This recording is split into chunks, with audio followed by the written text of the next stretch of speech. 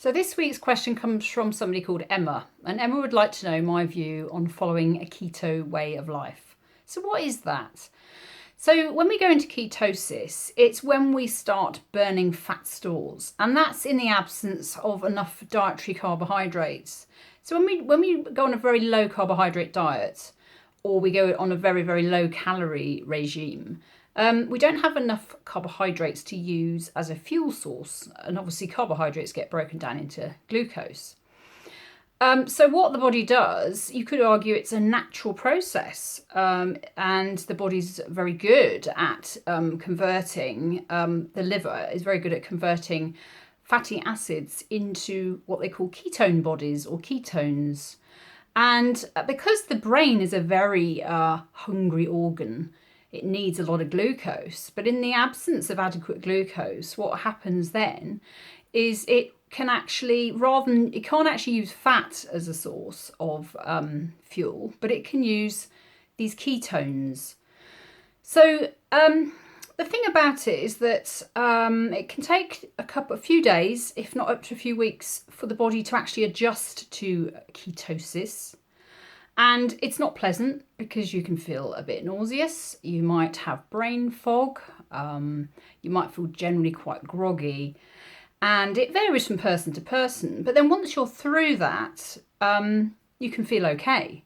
And in fact, being in ketosis can actually make you feel very energized. And some people say that they sleep very well.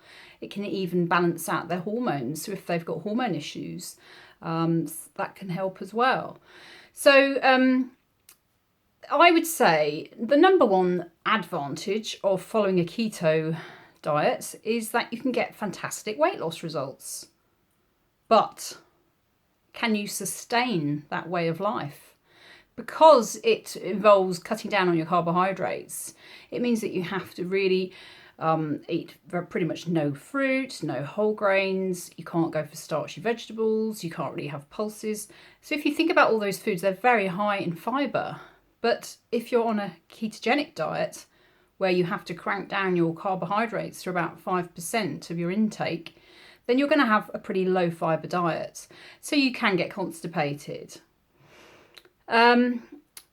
The other thing that's beneficial is, talking of weight loss, is that the fewer carbohydrates we eat, the less insulin we produce. And insulin, although it's very important for monitoring our blood sugar levels and keeping our blood sugar levels under control, it's also a fat storage hormone. So the less insulin you produce, the more you go into fat burning mode. So that's a good thing. So that's one of the advantages of following a ketogenic diet, is that you do get really rapid weight loss results. But the question is, how long can you stick to that kind of diet for? Is it too restrictive? Some people may be able to stick to it and say, yes, I love a keto way of life. But for many people, I believe it's very, very restrictive. It's quite antisocial. So if you're out in restaurants, you've got to be really careful what you eat. And it may also cause cravings, because eventually if you're not eating certain fruits that you love, or maybe those treat foods like a bit of chocolate or a bit of biscuit or cake here and there, or maybe your favourite alcoholic tipple, sooner or later you might start really missing those foods and drinks and then start craving them. The other problem is that it can encourage this black and white mindset that I talk about a lot, where people are either on or off a diet. Because it's very strict and there's nowhere in between, it can encourage that mindset of being on or off, like yo-yo dieting. So that's kind of not a good thing, because it's a fairly extreme kind of way of living, I would say. Another advantage of the ketogenic diet is that you just don't feel hungry. And that's brilliant, isn't it? When you're trying to lose weight, you don't feel hungry, because fat is very, very satisfying. Dietary fat is very satisfying. It stays in your stomach for several hours. Whereas carbohydrates tend to get digested really quickly, so we get hungry soon afterwards, after eating carbohydrates. So that's great if you can not feel hungry whilst you're trying to lose weight. Your sugar cravings fall. So if you're the type of person that tends to have a lot of sugar cravings, then what it will do is, as your body starts metabolizing fat, instead of being at the mercy of your glucose levels, then you can actually find that your cravings fall. You don't crave as much, and that's got to be a good thing. Which is very good in terms of talking of blood sugar levels, very good for things like diabetes type 2. That could potentially be quite helpful in that respect. Another advantage is that the ketogenic diet was actually invented in the 1920s in order to help treat epilepsy. So there have been some very successful studies that have shown that a ketogenic diet can actually help to reduce symptoms of epilepsy with quite good success. But when they have done studies involving a lot with children, a lot of those children did end up constipated because obviously they're not having as many whole grains in their diet. So as you can see, it's a bit of a mixture of issues. In terms of other health issues, a ketogenic diet could potentially lead to kidney stones.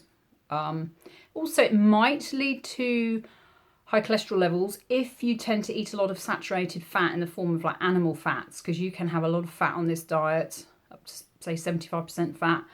And if you keep eating the animal fats, the saturated fats, then you may well end up with high cholesterol levels, and that's not good.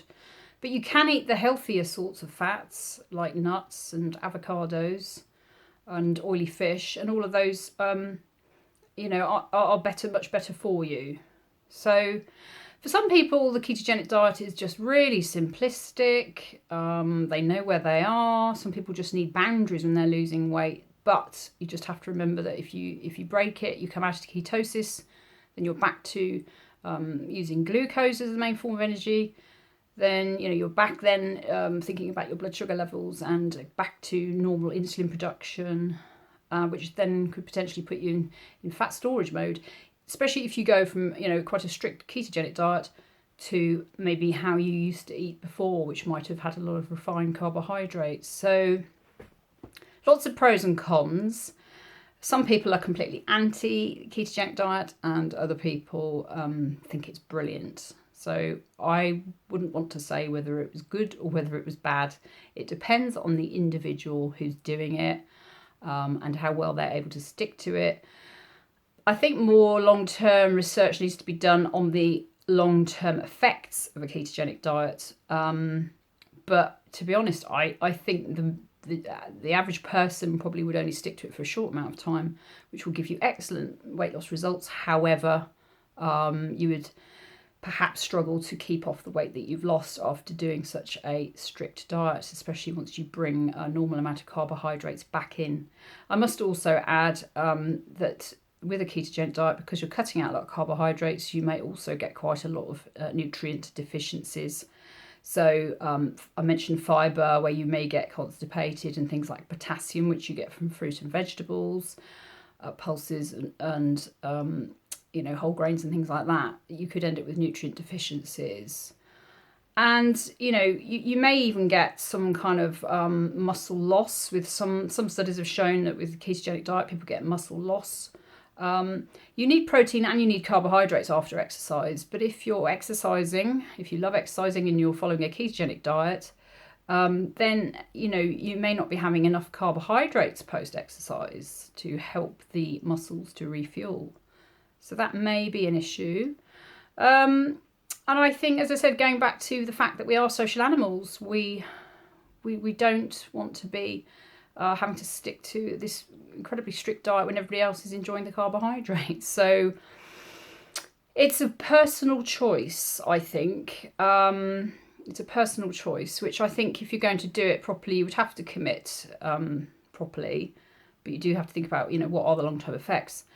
And if you are thinking of doing it, then it's perhaps probably good to consult your doctor before embarking on a ketogenic diet.